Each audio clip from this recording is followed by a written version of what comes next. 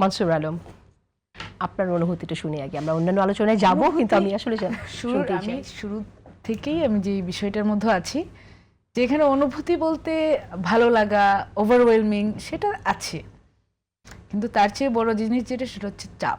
এখানে যারা আছেন, বিশেষ করে আমার দল থেকে যারা নির্বাচিত হয়েছেন এবং সংরক্ষিত আসনেও গিয়েছেন, সবাই অত্যন্ত অভিজ্ঞ, অনেকে আছে ৩-৪ বার এমপি হয়েছেন।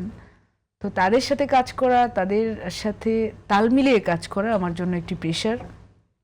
এবং যেহেতু আমি নতুন এবং অপেক্ষাকৃত বয়সে তরুণ, তো যার জন্য কিন্তু আমার প্রতি সবার একটা এক্সপেকটেশনও থাকবে ইয়াং পার্সপেক্টিভস নিয়ে। তো সেই জায়গা থেকে আমি আসলে কিভাবে কাজ করব, কিভাবে তাদের সেই এক্সপেকটেশন মিট করব, সেটার সাথে যেহেতু আমি ছাত্রদল করেছি, এখনও ছাত্রদলই করি, সাংগঠনিক পদ ছাত্রদল, যার জন্য সারা দেশে আমার সাংগঠনিক যে নেতাকর্মীরা আছেন তাদেরও আমার প্রতি একটা এক্সপেকটেশন আছে।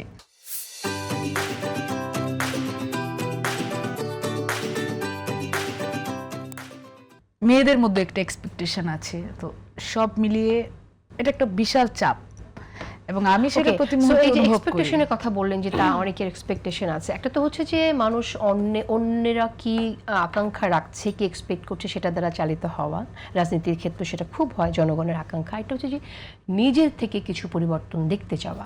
সো আপনারা দুজনের ক্ষেত্রে আমি এটা শুনতে চাই যে আপনারা নিজেরা সংসদে গিয়ে আসলে কি করতে চান, মানে আপনারা কি মনে করেন যে সংসদে গিয়ে আপনারা কি অ্যাচিভ করতে পারবেন, বিশেষ করে এই যে নারী সংরক্ষিত আসনে থেকে, যেটা আসলে শুরু থেকে যে কারণে নারীদের সংরক্ষিত আসনের মধ্য দিয়ে যাওয়া, নারীদের ক্ষমতায়নের করার ব্যাপার, সেখানে কি আপনার মনে হয় যে আপনারা কত মানে কাজ করতে পারবেন বা কোনো চ্যালেঞ্জ আছে কিনা, কতটুকু করতে পারবেন? আমরা সংসদে আছি কিন্তু এই জন্য যে একটা চেঞ্জ হয়েছে, মানুষের মনোজগতে, রাজনৈতিক প্রেক্ষাপটে একটা চেঞ্জ এসেছে।